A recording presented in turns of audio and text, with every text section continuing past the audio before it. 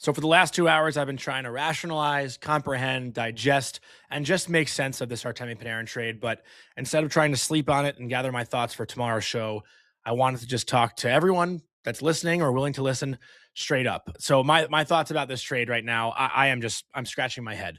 Artemi Panarin just signed an extension for 2 years, not three, not four, not five, and at less money than he's making right now. That's not some outrageous franchise crippling contract. 2 years, $11 million. That is literally the definition of a team friendly deal for an elite winger. And what's driving me crazy is the reporting earlier this season completely shaped how fans, including me, felt about this situation. We were told Panarin wanted massive term and massive money, and that's why the Rangers didn't want to re-sign him.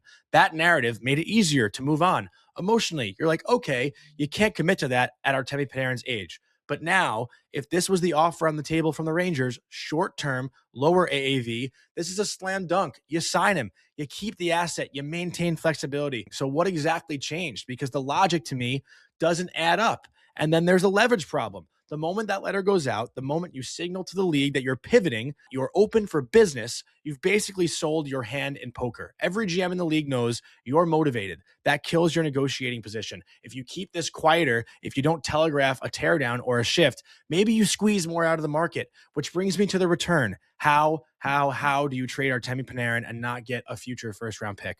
We're talking about a point per game winger, legitimate top line offensive driver. Historically, that player sets the market. At minimum, you're talking a first or blue chip equivalent. To be honest, I don't know enough about Liam Greentree. I'm sure he's a great prospect. I'm not going to count him out. I can't wait to see what he looks like in a Ranger uniform. He might be great. But ultimately, prospects are unpredictable. Why not push the Kings just a little bit harder? Why not let the deadline pressure build? Why not wait until contenders get desperate and start throwing first round picks around like candy? Instead, this feels rushed. And I know people are going to mention the no move clause, and the Rangers had no choice to do this.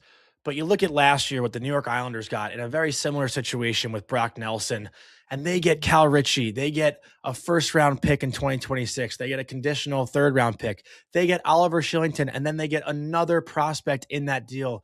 You're telling me Artemi Panarin couldn't get a little bit more than what they got in return? I keep scratching my head, and I don't know what to make of it. I don't know if I'll ever make sense of it. I don't know. Maybe someone else can talk some sense into me, but that's just how I'm feeling after digesting this a little bit.